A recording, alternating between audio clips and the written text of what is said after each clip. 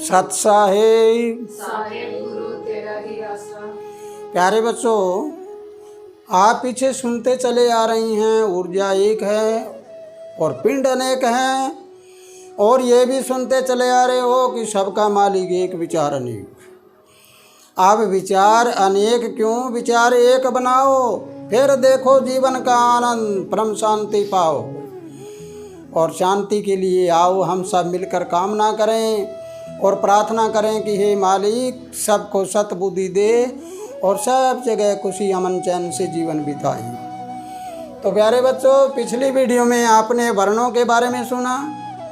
वर्ण व्यवस्था क्या होती है, समझने की कमी है, और समझ की कमी होने के कारण आज लड़ाई झगड़े और तनाव हो रही हैं। तो आइए हम अगले चरण में चलते हैं।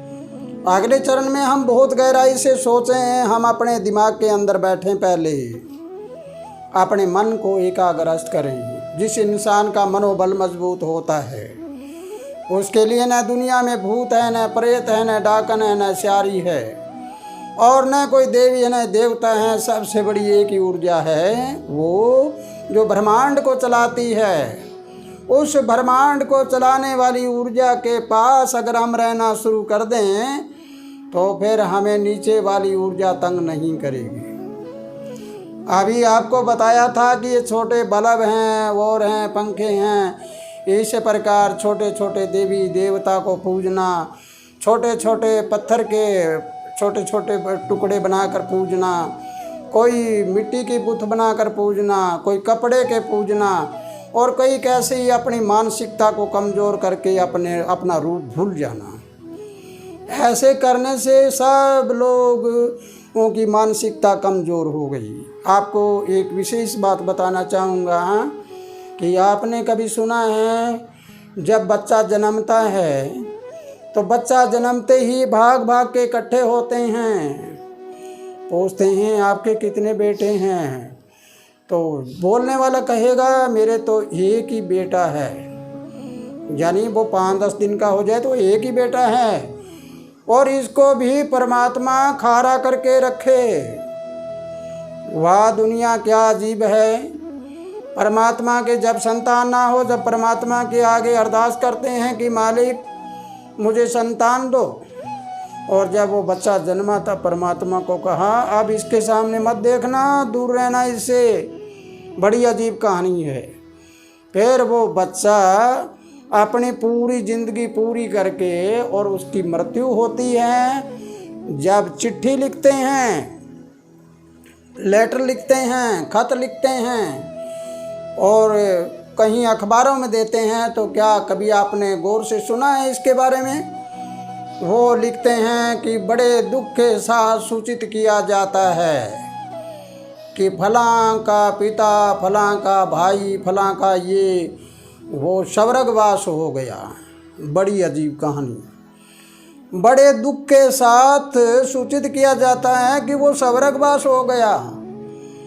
पहले हमारी मानसिकता को आप समझें कि हमारी कितनी बड़ी मानसिकता है ये। जब वो इंसान स्वर्ग में गया है और हम बड़े दुख के साथ सूचित कर रहे हैं कि वो स्वर्ग में चला गया, ये कोई नहीं कहता वो नरक में गया तो दुख के साथ सूचित कर रही हैं, लेकिन स्वर्ग के लिए कितनी बड़ी बात कह रही हैं।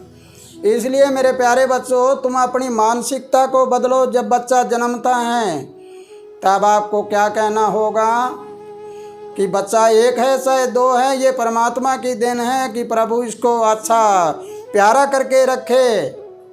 और जब वो संसार से जाता है तो गाजे बाजे के साथ उसकी विदाई करें और कहें कि उसी हृदय से सूचित करते हैं कि हमारा ये बुजुर्ग, हमारा ये स्वर्गवास चले गए हैं।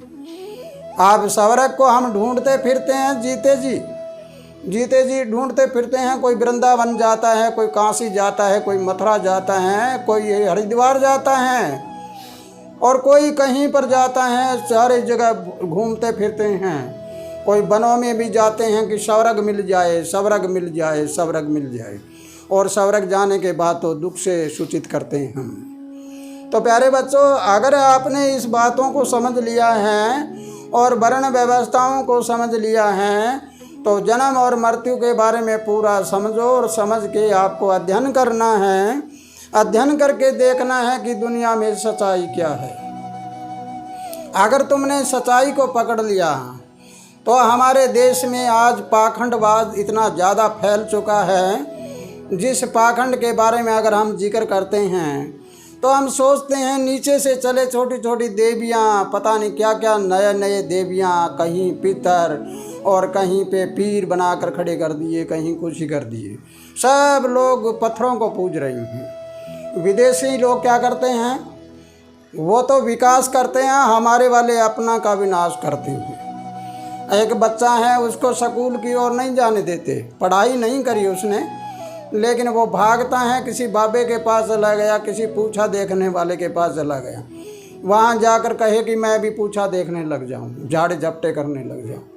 देखो हमारी मानसिकता क्या है।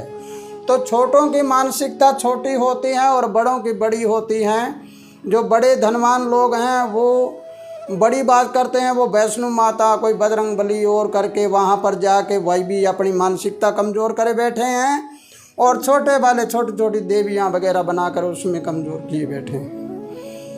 अब हमारे देश का क्या होगा, हमारे देश की जनता का क्या होगा? जब तक ये अपने आप को ना पहचाने तब तक के लिए सुधार होना बड़ा मुश्किल है। इसलिए प्यारे बच्चों, अगर आपने ये समझ लिया है तो तुम जाति धर्म समाज से ऊपर उठकर भक्ति करो और तुम अपने आप को पहचानो। लेकिन याद रखना, कामी क्रोधी लालची इनसे भक्ति ना होय। भक्ति करे कोई सूरमा जो जात वर्ण कुल देखो।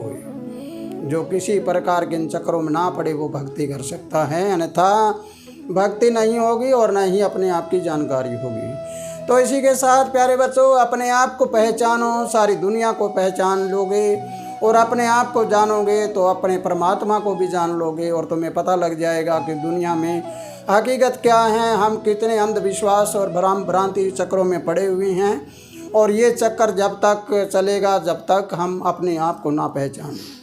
तो इसी के साथ प्यारे बच्चों, खुशहाल रहो, आनंद करते रहो और अगली वीडियो का इंतज़ार करिए। एक नया ही अध्याय लेकर आते हैं आपके सामने। और अभी तक आपने इस वीडियो को सुना, अगर ये समझ आई है तो इसको ज़्यादा से ज़्यादा शेयर भी करिए, और सब्सक्राइब नहीं किया है तो सब्सक्राइब भी करिए। खुशहाल रहो, आनंद करते रहो। सत साहे।